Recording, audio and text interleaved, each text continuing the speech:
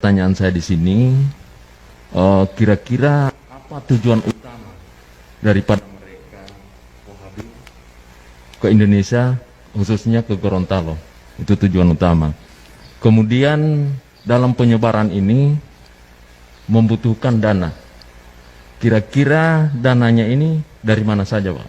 Terima kasih, Pak Ustadz. Kalau target mereka itu pertama, target mereka itu mereka mencari masa dengan sebanyak-banyaknya. Jadi mereka membuat taklim di mana-mana. Setelah mereka membuat taklim di mana-mana, ya, mereka sudah mulai banyak masa. Bahkan mereka kadang di kepolisian juga ada, ya, ada namanya PCS, Polri Cinta Sunnah, ya, itu organisasi mereka, Polri Cinta Sunnah. Itu di situ ada orang-orang mereka dan ustadz-ustadz mereka di apa namanya pembinanya di dalam, ya, PCS, ya. Dan setelah itu target mereka masuk ke organisasi-organisasi resmi supaya dianggap legal, ya, seperti MUI, ya, mereka mulai masuk di situ. Nah, setelah itu baru kemudian di samping itu mereka dapat gaji dari dari luar negeri.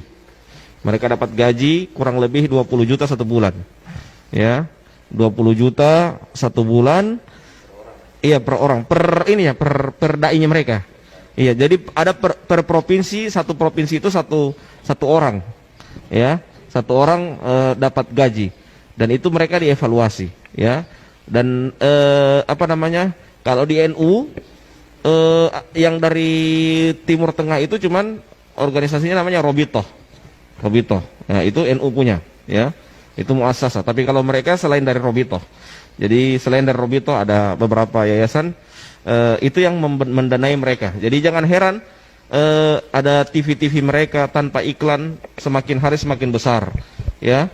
Sekolah-sekolah mereka tanpa bantuan tiba-tiba langsung besar. Dari mana dana seperti itu? Jadi mereka punya dana memang demikian. Dan sering tiap tahun kadangkala ada orang-orang yang dari luar negeri mereka undang, lihat tanah ini, lihat tanah ini, lihat tanah ini, dan itu tiba-tiba langsung ada pembangunan yang bertingkat-tingkat dan juga alat, juga kamera yang cukup besar, ya.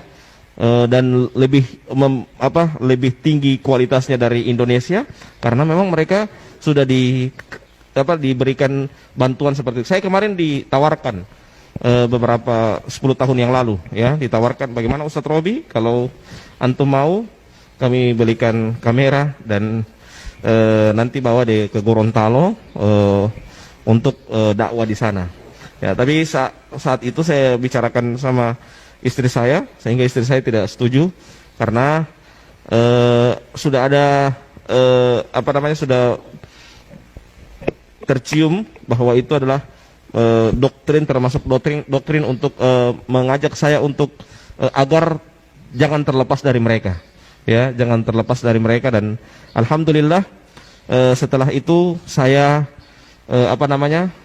setelah itu saya dengan bertambahnya tahun saya masuk ke grup Bahsul Masail NU. Di situ mulai cakrawala saya mulai terbuka, ya. Di samping itu juga saya ketemu dengan orang-orang Gorontalo, termasuk Habib Salim, ya, diskusi, ya, termasuk juga ada teman saya yang di Jawa yang pernah juga duet sama Habib Salim, namanya Ustadz Zulfikar Harun, ya.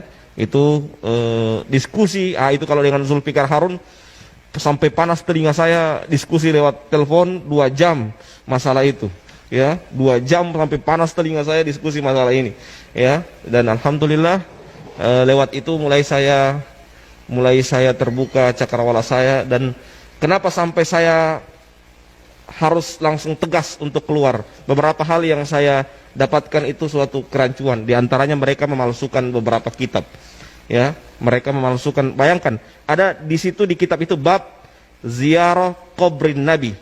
Mereka hapus itu kubri. Jadi bab ziarah Nabi, ya. Jadi dipalsukan kitabnya sampai demikian. Bayangkan ziarah kubur Nabi, dihapus kubrinya, ya, cuman ziarah Nabi yang ditulis. Yang mulai dari situ saya mulai, Allah, berarti ada hal yang rancu ini. Yang kedua, mereka menanamkan kebencian yang tidak disukai oleh gurunya, bukan tidak disukai oleh syariat. Jadi gurunya, jadi kayak orang-orang munafik yang kata Allah dalam Al-Quran, yastakhfuna minan nas wala yastakhfuna minallah. Ya, mereka hanya takut sama guru mereka, tapi tidak takut kepada Allah. Ya, jadi seperti itu.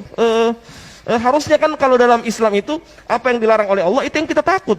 Jangan malah justru takut kepada manusia dalam artian hanya takut sama guru mereka. Jadi siapa, misalnya saya sebagai guru, saya marah sama si A, semua murid-muridnya harus marah sama si A. Seperti ini misalnya, Habib Salim dulu saya anggap misalnya didoktrin ke saya bahwa Habib itu ahlul bid'ah, dedengkot ahlul bid'ah. Saya harus benci sama Habib Salim. Kalau tidak benci, berarti saya juga dikhawatirkan kena syubhat dari Habib Salim dan jadi ahlul bid'ah juga. Jadi ditanamkan kebencian seperti itu kepada murid-muridnya agar membenci apa yang dibenci oleh gurunya. Ini sangat berbahaya sekali pemahaman-pemahaman seperti ini. Nah,